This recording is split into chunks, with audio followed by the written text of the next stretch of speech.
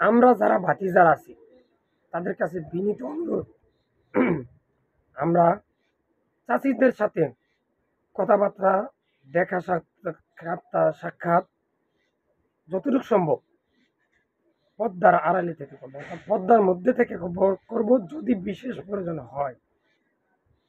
ইসলামী শরিয়াতে তো 14 জন ব্যক্তি ছাড়া, 14 জনের সাথে ছাড়া বাকি অন্যান্য মহিলাদের সাথে দেখা দেওয়া ইসলামের দৃষ্টিতে সম্পূর্ণ হারাম, অবৈধ। এই 14 জন কারা? আপনার এলাকার সম্মানিত মসজিদের ইমাম সাহেবের কাছ থেকে জেনে নেবেন।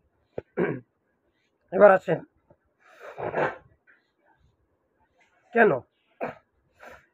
এই গতকাল আমি ভিডিওতে দেখলাম চাচায় থাকে বিদেশে, প্রবাসী।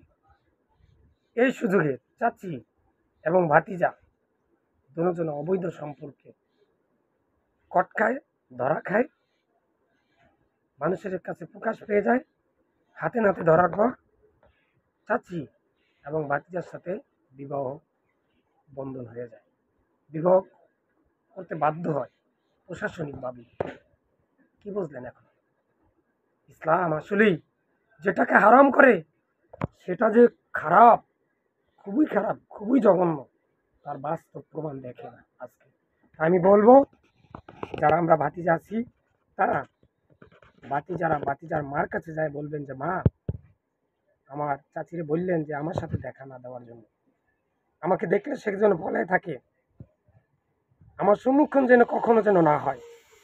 আর চাচি দয়া করে ভাতিজার মাকে বলবেন যে তোমার বা আপনার ছেলে আমার সাথে যেন দেখা না করে, আর দেখা যেন না দেয়, কারণ কি ইসলাম এটা হারাম। এই আর চাচি যতটুকু সম্ভব ভাতিজাকে এড়িয়ে চলবেন, অর্থাৎ ওই ঘরের ভাতিজাকে এড়িয়ে চলবেন। কোন ঘরের ভাতিজাকে? মানে দেওর বা ভাসুরের ঘরের ভাতিজাকে। আপনার নিজের ভাতিজা না, নিজের ভাতিজার সাথে আপনি দেখা দিতে পারবেন, বাইবাডা বাইকনা তাদের সাথে দেখা দিবেন, এটা ইসলামে জায়েজ আছে। কিন্তু বিবাহ বন্ধনে হয়ে যে ভাতিজা হয় দেখা দিবেন।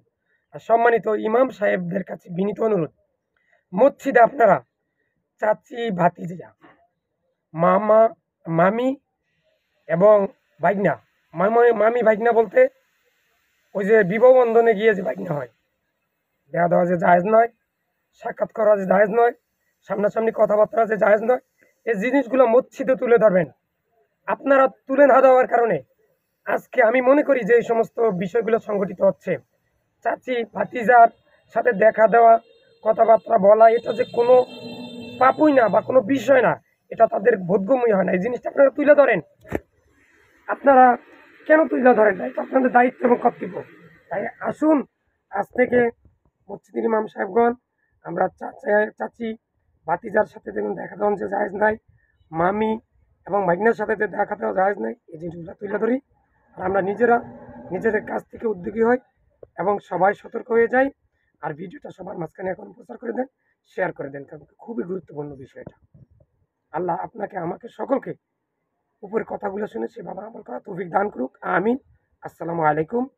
আল্লাহ আমি সহ পৃথিবীর সকল মুসলিম উম্মাকে শিরক বেদাত মুক্ত থেকে, সহি আকিদায় থেকে ইবাদত বন্দি করে মৃত্যুবরণ করার তৌফিক দান করো, এবং আমি সহ পৃথিবীর সকল মুসলিম উম্মা মৃত্যুর সময় যেন মুখ দিয়ে লা ইলাহা ইল্লাল্লাহ পড়ে যেন মৃত্যুবরণ করতে পারি, সেই তৌফিক দান করো, আমিন। আসসালামু আলাইকুম।